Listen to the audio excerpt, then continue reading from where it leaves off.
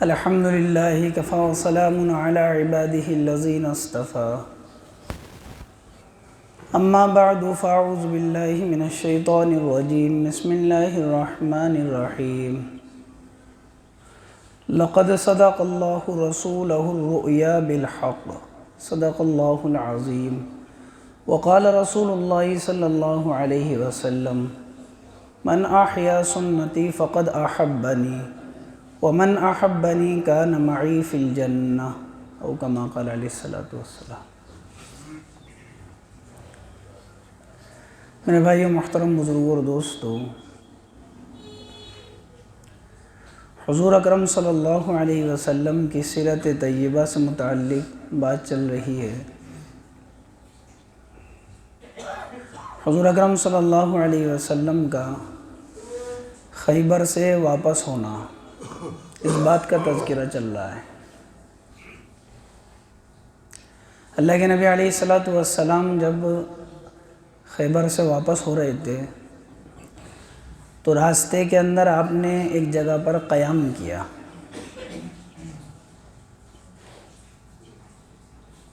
تو آپ نے اس بات کا اعلان فرمایا کہ آج رات پہرے داری کون کرے گا؟ تو حضرت بلال رضی اللہ عنہ نے فرمایا کہ اللہ کے نبی، آج میں رات کو پہرے داری کروں گا اور صبح نماز کے لیے میں جگاؤں گا۔ تو آپ علیہ السلام نے صحابہ سے فرمایا کہ آرام کر لیں۔ حضور اکرم صلی اللہ علیہ وسلم اور تمام صحابہ آرام کرنے لگے۔ حضرت بلال رضی اللہ عنہ جاگتے رہے، نماز پڑھنے لگ گئے۔ جب رات کا آخر حصہ تھا تو آپ نے ایک پتھر کے ٹیک لگایا اور آپ اسی طرح آپ کو نیند آ گئی، حتیٰ کہ صبح کی فجر کی جو نماز ہے وہ قضا ہو گئی۔ اور سب سے پہلے اللہ کے نبی علیہ السلام کی آنکھ کھلی تو آپ نے فرمایا کہ بلال، نہ تو تم خود جاگے اور نہ ہمیں جگایا۔ فرمایا کہ اللہ کے نبی، جس ذات نے آپ کو سلایا اس ذات نے مجھے بھی سلا دیا۔ اللہ کے نبی علیہ السلام نے صحابہ سے فرمایا کہ اس جگہ پر شیطان ہے، یہاں سے کوچ کرو۔ تو صحابہ کرام اور حضور اکرم صلی اللہ علیہ وسلم اس جگہ کو چھوڑ کر آگے چلے۔ آپ نے فرمایا کہ بلال اذان لگاؤ۔ اذان دی گئی۔ اذان کے بعد 2 رکعت سنتیں ادا کری صحابہ کرام نے، اور حضور اکرم صلی اللہ علیہ وسلم نے، نماز تو قضا ہو چکی تھی۔ پھر حضور اکرم صلی اللہ علیہ وسلم نے حضرت بلال سے فرمایا کہ اقامت کہو، تکبیر، کیونکہ سب کی نماز چلی گئی تھی تو اس لیے اس قضا نماز کو جماعت سے ادا کرا تھا۔ اقامت کی گئی اور پھر وہ نماز ادا کی گئی۔ علماء نے لکھا ہے کہ اللہ کے نبی علیہ السلام کا یہ نماز قضا ہو جانا یہ اللہ کی طرف سے تھا، اور وجہ اس کی یہ تھی کہ اگر حضور اکرم صلی اللہ علیہ وسلم صاحب شریعت سے یہ بات نہیں ہوتی تو آج امت کو کیسے معلوم ہوتا کہ جب نماز نکل جائے تو اس کو کیسے ادا کرتے ہیں؟ اس لیے کہ حضور اکرم صلی اللہ علیہ وسلم سے کسی چیز کے اندر اگر سہو بھی ہو گیا، بھول بھی ہو گئی، جیسے نماز کے اندر آپ نے ایک مرتبہ 4 کی جگہ 2 رکعت پڑھا دی، وہ سلام پھیر دیا، تو ایک صحابی نے کہا اللہ کے نبی، اقصرت الصلاۃ ام نسیت یا رسول اللہ، اللہ کے نبی نماز جو ہے 4 کی 2 رکعت ہو گئی یا آپ سے بھول ہو گئی؟ آپ نے فرمایا کہ مجھ سے بھول ہو گئی۔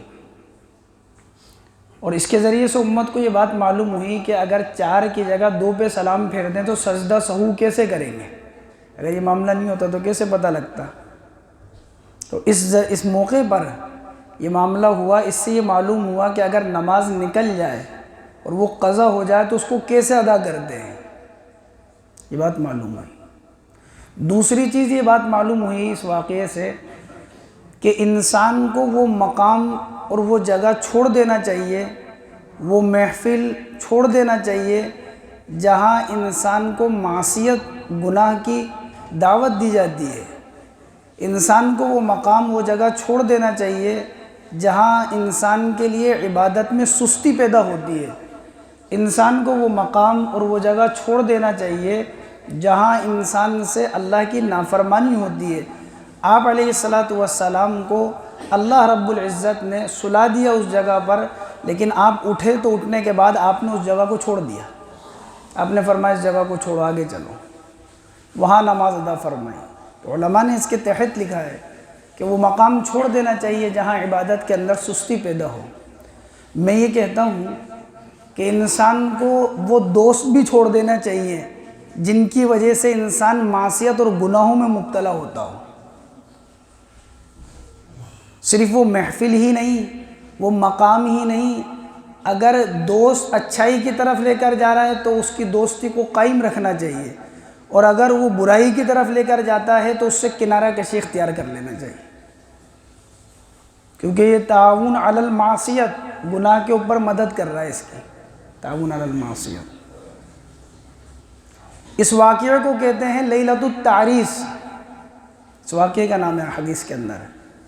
یہاں علیہ السلام خیبر سے واپس آ رہے تھے۔ اللہ کے نبی علیہ السلام نے سن 7 کے اندر عمرۃ القضاء، سن 6 ہجری کے اندر جب آپ عمرے کے لیے چلے اور حدیبیہ مقام پر آپ کو روک دیا گیا تھا، یوں کہا تھا کہ آئندہ سال اگر آپ اس کی قضا کرنا، تو سن 7 میں آپ نے اس کی قضا کی تھی، اس کو کہتے ہیں عمرۃ القضاء، تو سن 7 کے اندر آپ علیہ السلام نے ادا کیا۔ اللہ کے نبی علیہ السلام نے صحابہ سے فرمایا کہ عمرے کے لیے چلنا ہے، ذی القعدہ کا یہ مہینہ تھا، اور آپ کے ساتھ بعض مورخین نے لکھا ہے 2000 صحابہ تھے، بعض نے کہا کہ 2500 سے 2500، اور ان میں وہ سارے صحابہ موجود تھے جو حدیبیہ کے موقع پر موجود تھے، اور مزید اور تھے، اللہ یہ کہ کوئی اللہ کے راستے میں شہید ہو گیا، کسی کا انتقال ہو گیا تو بات الگ ہے، باقی وہ سارے صحابہ موجود تھے جو حدیبیہ کے موقع پر آپ علیہ السلام کے ساتھ تھے۔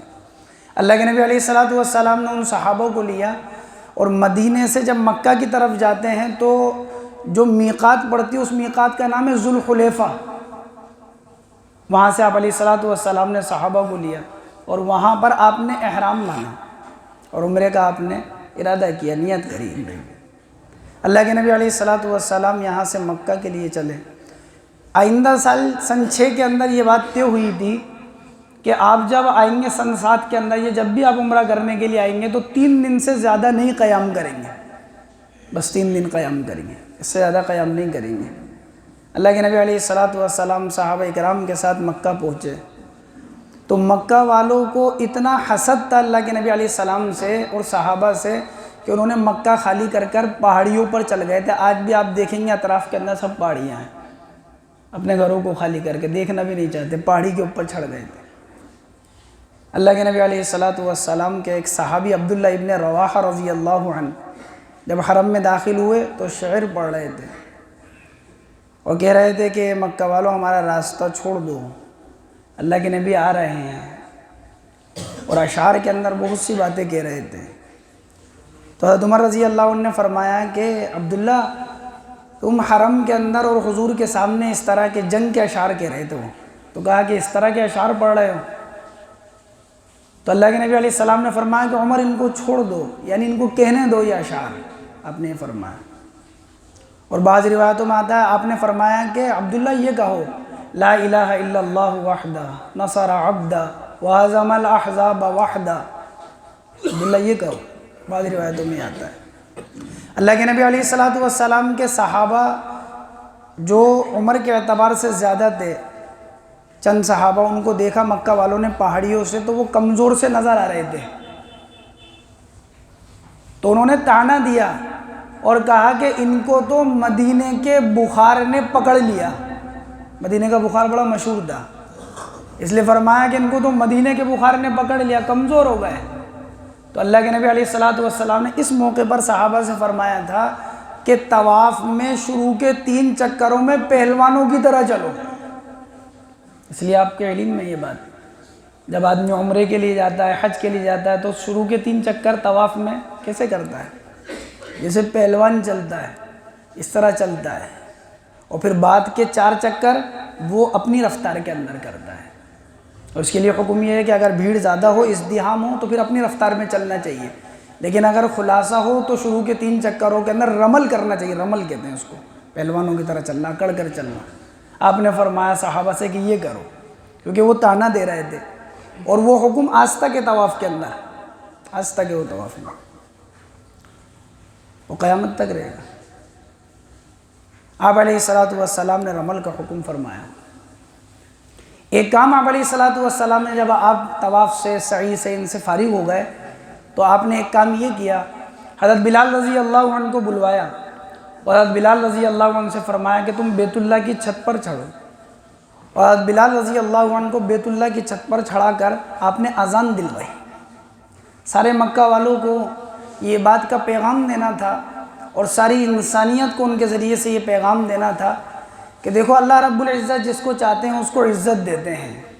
یہ مکہ کی سرزمین وہی سرزمین تھی کہ جب اللہ کے نبی علیہ السلام نے ایمان کی دعوت دی، لوگوں کو ایمان کی طرف بلایا، تو یہ جو حضرت بلال تھے، لوگ ان کو مارتے تھے، سینے پہ چٹان رکھ دیتے تھے، کوڑے لگاتے تھے، گرم ریت پہ لٹا دیتے تھے، اپنے پیروں سے دباتے تھے، طرح طرح کی تکالیف پہنچایا کرتے تھے، حالانکہ یہ غلام تھے اور یہ ساری تکالیف ان کے ساتھ ہوا کرتی تھی، لیکن اللہ تبارک و تعالیٰ نے پھر وہ مقام بھی عطا فرمایا کہ آج سب لوگ نیچے ہیں اور بلال بیت اللہ کی چھت پر ہیں اور اللہ اکبر کی صدائیں لگا رہے ہیں۔ بتایا کہ عزت اور ذلت کے دینے والے وہ اللہ کی ذات ہے، وہ جس کو چاہے بلندیوں پر پہنچا دے۔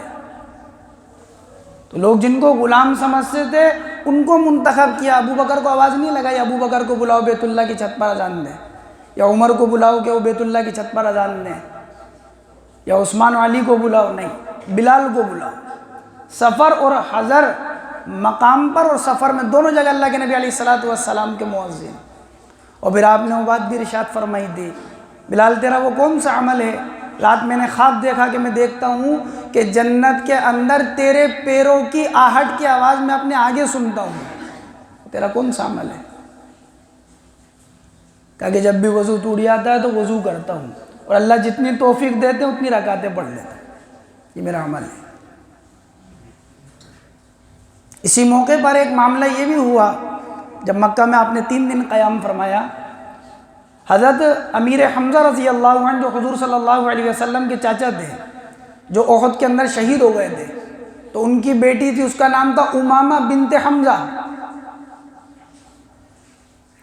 چھوٹی بچی تھی، اللہ کے نبی علیہ السلام کو پکارتی ہوئی آئی، چاچا جان چاچا جان۔ آپ علیہ السلام نے دیکھا یہ تو حمزہ کی بیٹی ہیں، بچی تھی، تو اللہ کے نبی نے حضرت علی سے فرمایا کہ علی اس کو اٹھا لو، یعنی لے لو اس کو، بچی کو۔ اب کفالت کا مسئلہ آیا کہ کون اس کی ذمہ داری کو نبھائے گا، تو حضرت علی نے کہا کہ جی میں ان کی ذمہ داری، اس بچی کی ذمہ داری میں نبھاؤں گا، میرے چاچا کی بیٹی ہے۔ حضرت علی ابو طالب کے بیٹے ہیں، حمزہ اور ابو طالب دونوں بھائی تھے، کہا میرے چاچا کی بیٹی ہے۔ حضرت زید بن حارثہ رضی اللہ عنہ، انہوں نے کہا کہ میں اس بچی کی کفالت کروں گا، کیونکہ حمزہ میرے بھائی تھے، جب مدینے میں آئے تو اللہ کے نبی نے مجھے اور ان کو بھائی بنایا تھا، میں کفالت کروں گا۔ مواخات مدینہ جسے کہتے ہیں۔ حضرت علی کے بھائی تھے حضرت جعفر رضی اللہ عنہ، انہوں نے کہا کہ میں اس بچی کی کفالت کروں گا، اور میری دلیل اور میری وجہ یہ ہے کہ اس بچی کی خالہ وہ میرے نکاح کے اندر ہیں۔ اللہ کے نبی علیہ السلام نے فرمایا کہ جعفر اس کی کفالت کریں گے، اور اس موقع پر آپ نے فرمایا تھا خالہ ماں کے درجے میں ہوتی ہے، یہ موقع تھا، اس واقعے میں فرمایا تھا آپ نے کہ خالہ جو ہوتی ہے وہ ماں کے درجے کے اندر ہوتی ہے۔ اللہ کے نبی علیہ السلام نے مکہ کے اندر 3 دن قیام فرمایا۔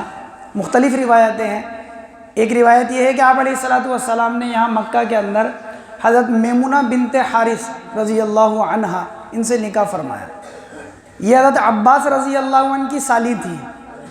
حضرت عباس رضی اللہ عنہ جو تھے وہ حضور کے چاچا ہیں، اور حضرت عباس رضی اللہ عنہ کی جو بیوی تھی ام الفضل لبابۃ الکبریٰ جنہیں کہا جاتا تھا، یہ ان کی بہن تھی، یعنی حضرت عباس کی سالی تھی۔ حضرت عباس رضی اللہ عنہ نے اللہ کے نبی سے فرمایا، ابھی حضرت عباس رضی اللہ عنہ مکہ ہی میں رہتے تھے، ابھی مدینے کی ہجرت نہیں کری تھی، فتح مکہ کے موقع پر کری انہوں نے ہجرت۔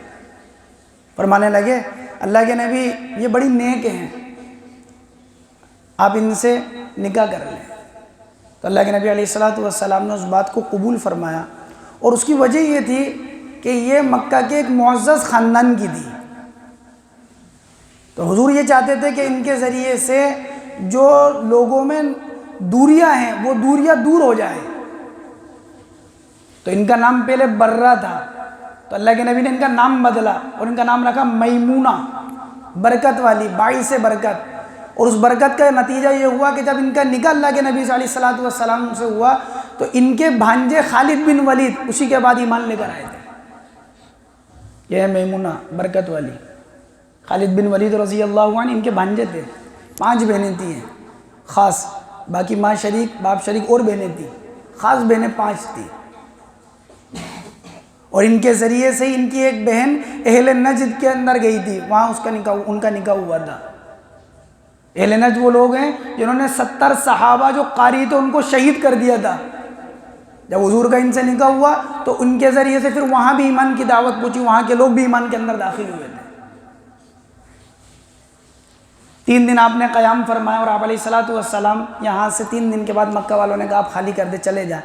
مقام شریف ایک جگہ ہے، وہاں اللہ کے نبی چلے گئے، اور آپ علیہ السلام سے یہ حضرت میمونہ وہیں آ کر ملی۔ مقام شریف وہ جگہ ہے، بعض مورخین نے لکھا ہے کہ حضور کا نکاح بھی ان سے یہیں ہوا تھا، حضرت میمونہ سے۔ اور حضرت میمونہ رضی اللہ تعالیٰ عنہ حضور کی وہ بیوی ہیں جن کا یہیں تو نکاح ہوا، ایک روایت میں تو مکہ میں ہوا، ایک روایت میں یہاں ہوا، یہیں تو نکاح ہوا تھا، یہیں ان کی جس کو اپن بدا کہتے ہیں وہ بھی یہیں ہوئی تھی ان کی، اور ان کا انتقال بھی یہیں ہوا، ان کی قبر بھی یہیں ہے۔ سن 51 میں یا 53 میں یا 66 کے اندر مختلف اقوال ہیں، ایک ہی جگہ پر ان کا نکاح ہوا، وہیں بدا ہوئی اور وہیں ان کا انتقال ہوا تھا۔